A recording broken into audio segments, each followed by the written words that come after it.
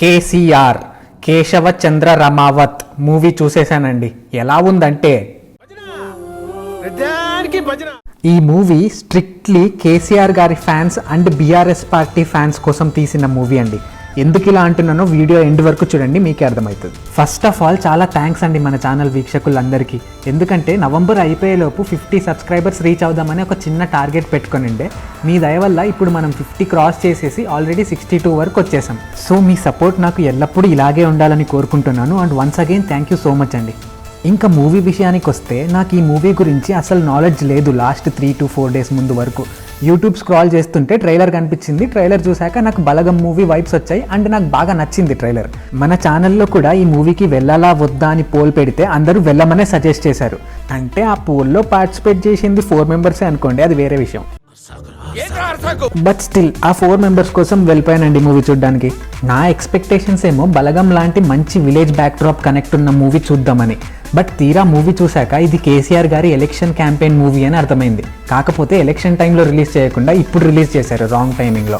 ఈ మూవీలో తెలంగాణ అంటే కేసీఆర్, కేసీఆర్ అంటే తెలంగాణ, తెలంగాణకి కేసీఆరే దేవుడు అని చూపించడానికి ట్రై చేస్తారు. నాకు కేసీఆర్ గారికి అగెన్స్ట్గా ఏం లేదండి. బట్ ఈ పొలిటీషియన్ వర్షిప్ కల్చర్ అనేది మంచిది కాదు.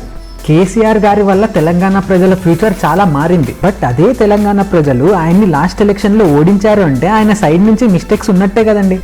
ఆ మిస్టేక్స్ని రెక్టిఫై చేసుకొని మళ్ళీ ప్రజల ముందుకు వస్తే వీళ్ళే మళ్ళీ ఆయన్ని సీఎంని చేస్తారు. బట్ ఈ మూవీలో ప్రజలకు ఆయన చేసిన మంచి మర్చిపోకూడదు అని మాత్రమే కన్వే చేయడానికి ట్రై చేస్తారు. ఈ మూవీ పాజిటివ్స్ ఏంటంటే ఈ మూవీ స్టోరీ మొత్తం ఎస్టీ కమ్యూనిటీ వాళ్ళలో జరుగుతుంది. సో వాళ్ళ కల్చర్ని ఇంకా వాళ్ళ లైఫ్ స్టైల్ని చాలా ఆథెంటిక్గా చూపిస్తారు. మనకి ఇంతకు ముందు ఇట్లా మెయిన్ స్ట్రీమ్లో ఎస్టీ కమ్యూనిటీని ఎప్పుడు చూపించలేదు. ఈ సినిమాతో ఆ ప్రయత్నం చేశారు అండ్ అది చాలా బాగా చూపించారు కూడా. ఇంకా ఈ మూవీలో మ్యూజిక్ అండ్ యాక్టర్స్ అందరి పర్ఫార్మెన్సెస్ చాలా బాగున్నాయి. ఒక ఆథెంటిక్ పల్లెటూరి ఫీల్ వస్తుంది. బట్ కేసీఆర్ గారికి హైప్ ఇవ్వడమే మెయిన్ గోల్గా పెట్టుకొని ఈ మూవీ స్టోరీని డైల్యూట్ చేసేసారండి. దానివల్ల మూవీ లెంత్ 2 hours 13 minutes అయినప్పటికీ కూడా చాలా లాగ్ అనిపిస్తుంది మనకు. అండ్ ఎస్టీ కమ్యూనిటీలో స్టోరీ జరగడం కూడా ఈ మూవీ రీచ్ పెంచుకోవడం కోసం పెట్టుకున్నట్టు అనిపిస్తుంది. ఎందుకంటే వాళ్ళ లైఫ్ స్టైల్ ఇంకా కల్చర్ చూపిస్తారు తప్ప ఎక్కువ స్కోప్ ఉండదు స్టోరీలో వాళ్ళకి. సో ఓవరాల్గా మీరు కేసీఆర్ ఫ్యాన్స్ అయ్యుండి లేదా బీఆర్ఎస్ పార్టీ ఫ్యాన్స్ అయ్యుండి ఎస్టీ కమ్యూనిటీ నుంచి చెందిన వాళ్ళు అయ్యుంటే ఈ మూవీకి కనెక్ట్ అయ్యే ఛాన్సెస్ ఉన్నాయి. ఇంకా జనరల్ ఆడియన్స్కి ఈ మూవీ అంతగా కనెక్ట్ అవ్వకపోవచ్చేమో అనిపిస్తుంది నాకు.